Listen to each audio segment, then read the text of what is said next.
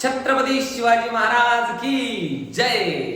तो दोस्तों, अगर आप आने वाले जेईई मेंस के लिए प्रिपेयर कर रहे हैं, नीट के लिए प्रिपेयर कर रहे हैं, सीईटी के लिए प्रिपेयर कर रहे हैं, एडवांस के लिए प्रिपेयर कर रहे हैं, MPSC, UPSC, SSC, junior engineering, अगर ये एग्जाम्स आपको देने हैं तो ये वाला वीडियो मैं आज आपके लिए बना रहा हूँ।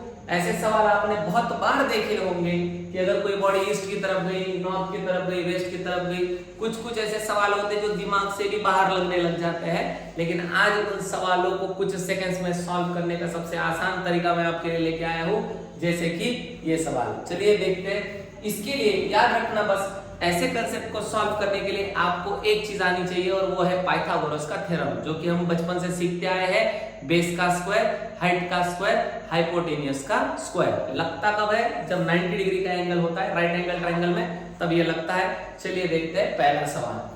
जैसे कि a body moves 6 metre north, यहाँ पे आपको डायरेक्शन दिख रहे होंगे, east, west, north, south. Body moves 6 metre north, तो ऐसे 6 मीटर ऊपर की तरफ निकाल लेंगे सर, ये हो जाएगा 6 मीटर। 8 मीटर ईस्ट, ये 8 मीटर ईस्ट, ये हो जाएगा 8 metre east. And vertically upwards कितना है? 10 मीटर, ये होता है sir third. Vertically upward 10 metre. अगर ये ऐसे तीन जाते हैं, हमें निकालना है डिस्प्लेसमेंट फ्रॉम इनिशियल पोजीशन। तो टोटल ये बॉडी कितनी चली है? फिर से ध्यान से सुनिएगा। ईस्ट की तरफ गई है 8 मीटर, नॉर्थ की तरफ गई है 6 मीटर, और वर्टिकली अपवर्ड यानी ये एंगल होता है वो सामने वाला, ये आया 10 मीटर। तो टोटल डिस्प्लेसमेंट कितना हुआ? एकदम सिंपल सी बात है। पहले जो है इसे x1 मान लेते हैं, इसे x2 मान लेते हैं और इसे x3 मान लेते हैं। पाइथागोरस का थ्योरम लगाएंगे। Displacement is equals to under root x1 square plus x2 square plus x3 का स्क्वायर। समझ में आ रहा है? चलिए आगे देखते हैं। अंडर रूट x1 का स्क्वायर, x1 कितना है? 6 का स्क्वायर कितना हो जाएगा? 36। x2 कितना है? 8 का स्क्वायर हो जाएगा 64। x3 है 10 का स्क्वायर हो जाएगा 100 और ये 100 हो जाएंगे 200। इसको लिख सकते हैं हम लोग 100 into 2, जो कि हो जाएगा 10√2 मीटर। तो टोटल डिस्प्लेसमेंट कितना हो जाएगा? 10√2 मीटर। ऑप्शन नंबर ए आपका आंसर आ जाएगा। क्यों? सिंपल था ना? कुछ नहीं है सर। चलिए अगला सवाल देखते हैं। A man goes 10 metre towards north. North कहाँ पे है? ऊपर। सर एक छोटा डायग्राम बना लेते हैं। यहाँ पे आ जाएगा 10 मीटर, x1 नाम दे देंगे।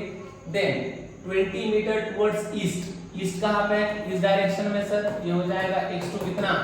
20 मीटर। उसने पूछा है टोटल डिस्प्लेसमेंट कितना हुआ। सिंपल फॉर्मूला लगाएंगे, x is equals to under root x1 का स्क्वायर x2 का स्क्वायर। अंडर रूट x1 है 10, ये हो जाएगा 10 का स्क्वायर और ये 20 का स्क्वायर।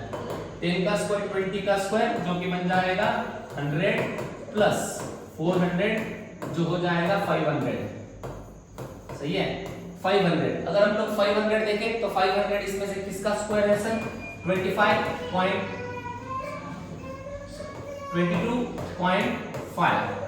मीटर। कितना? 22.5 मीटर।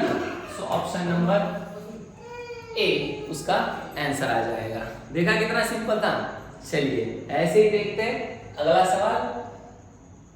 यह है अगला सवाल। An aeroplane flies 400 metre north. North कहां पे नजर आ रहा है? ऊपर। तो एरोप्लेन कितना गया सर? 400 मीटर। और 300 मीटर साउथ। साउथ कहां पे है? नीचे। अब ये सोचिएगा, अगर कोई बॉडी 400 मीटर ऊपर जा रही है, 300 मीटर नीचे जा रही है, तो उसका दोनों का रिजल्टेंट कितना निकलेगा? तो रिजल्टेंट रहेगा सर 100 मीटर ऊपर की तरफ। सिंपल सी बात है एकदम। सो ये 100 मीटर जाएगा सर नॉर्थ की तरफ और फ्लाइज 1200 मीटर अपवर्ड्स। अपवर्ड मैंने तुमको पहले ही बताया है कि बेटा वो एक सेकंड एंगल ही होता है, जो कि हो जाएगा 1200। तो ये हो जाएगा हमारा x1, ये हो जाएगा हमारा x2। चलिए पाइथागोरस का थ्योरम लगाएंगे। x is equals to under root x1 का स्क्वायर प्लस x2 का स्क्वायर। अंडर रूट x1 है सर 100, ये 100 का स्क्वायर हो जाएगा 10,000 प्लस x2 कितना है? 1200। सो ये हो जाएगा 144, 1 2 3 और 4, ये हो जाएगा उसका स्क्वायर। फाइनली जब ये बनेगा तो ये कुछ दिखेगा 145 4 टाइम्स 0 बने। अब ये प्रॉपरली अगर हम लोग बाहर लेके आए तो इसका आंसर नियर अबाउट 1204 के आसपास नियरली वो आता है डिस्प्लेसमेंट, जो कि यहाँ पे नहीं रहेगा तो हम लोग उसका क्लोजेस्ट इंटीजर रहेगा 1200, ऑप्शन नंबर ए, जिसको हम लोग कंसीडर करेंगे। तो ऐसे ही अगर ऐसे सवालों में आपको कोई दिक्कत आता है तो आप मुझे कमेंट करके जरूर बताइएगा, और ऐसे ही वीडियोस के लिए हमें सब्सक्राइब करिएगा। Thank you.